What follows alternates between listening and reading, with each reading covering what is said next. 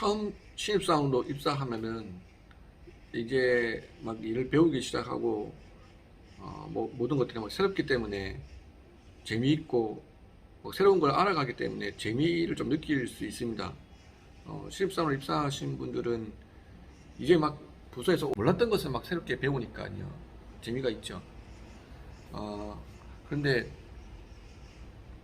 이제 그게 한 3개월, 4개월, 5개월 지나가다 보면은 이제 좀 익숙해지고 나도 모르게 회사 시스템을 좀 잘 사용할 줄 알게 되고 회사가 어떻게 돌아가는지 좀 알고 이 업무가 어떻게 진행된다는 걸 자연스럽게 알게 되면 뭐 1년, 2년 지나다 보면은 약간 지루함을 또 느끼거든요, 사람이. 지루함을 느끼면 또 다른 직무로 한번 바꿔볼까 아니면 다른 데는 어떻게 할까 뭐 기웃기웃거리기도 하고요. 이런 경우가 많이 발생됩니다. 그러니까 회사에서 대부분 뭐 한 3년, 4년 되면 뭐 승진이나 제도를 승진을 시켜주기도 하고 급여를 올려주기도 하고 그렇게 하지 않겠습니까? 일의 종류에는 여러 가지가 있는 것 같아요. 지금 이제 신입사원으로 입사해서 배우게 되는 것들은 기본적인 일들이 있죠. 이 직무에서 내가 알아야 될 필수적인 것들, 이게 어떻게 기본적으로 어떻게 해야 되고 이걸 어떤 기준대로 어떤 기준으로 해야 되고 이 절차가 어떻고 이게 회비를 받으려면 어떻게 해야 되고 전자결제는 어떻게 올려야 되고 이런 것들을 배우게 되는 거죠.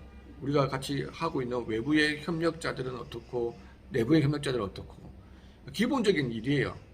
어떻게 보면 이거를 레이버라고 할 수 있는 거죠. 어떻게 보면요. 기본적인 일이니까요.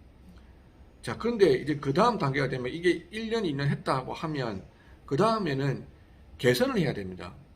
이 업무를 개선을 해야 재미가 있지 계속 똑같은 업무를 계속 반복하게 되면은 재미가 없어져요. 그러니까 흥미가 없어지고 갑자기 재미가 없다, 똑같다 이런 얘기가 나오는 거예요. 개선을 해야 되는데 개선하려면 어떻게 해야 되냐? 과거에 안 했던 방식을 새로운 방식을 도입을 해서 해본다. 우리 회사에서 전에 해보지 않았던 방식인데 이걸 이렇게 해보면 어떨까라고 해본다. 새로운 제도를 하나 만들어서 해본다. 새로운 방식으로 해본다. 경쟁사가 하지 않았지만 고객이 이렇게 하기 때문에 내가 새로운 걸 고안해서 위에 제안해서 해본다. 새로운 방식이죠. 새로운 방식으로 하다 보면 힘이 들어요. 왜 힘이 드냐? 그걸 아무도 안 해봤으니까 그걸 왜 해야 되는지 사람들이 반대를 하는 사람도 있을 것이고 굳이 그렇게 해야 돼? 라고 하는 사람도 있을 것입니다. 그것도 그렇지만 사람이라고 하는 게 이 인간의 뇌가 사람의 무게에서는 한 10%밖에 차지하지 않지만 에너지 소모의 40%를 쓴다 하거든요.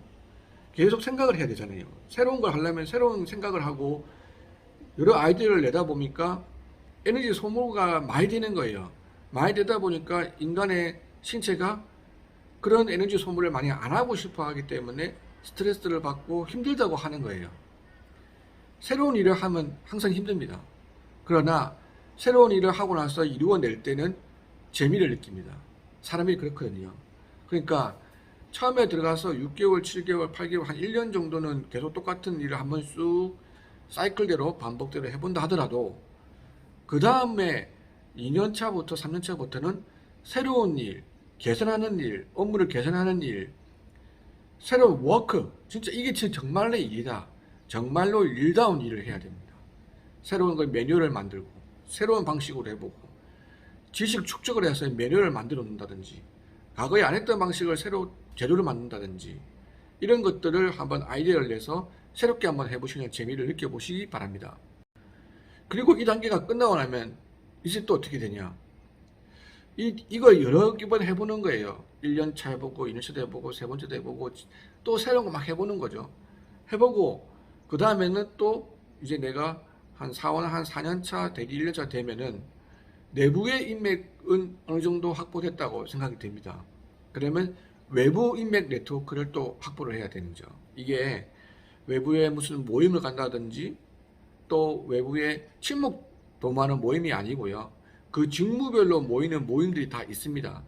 경제연구소 혹은 그런 카페 이런 모임들이 있거든요.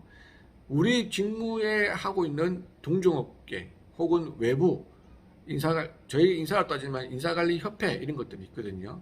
이런 협회에 가서 지식 공유를 한다든지 또 사례 발표를 한다든지 또 다른 회사는 어떻게 이걸 하고 있는지 서로 배운다든지 이런 다양한 기회를 확대를 하셔가지고 외부의 네트워크도 인맥을 넓히는 게 중요합니다.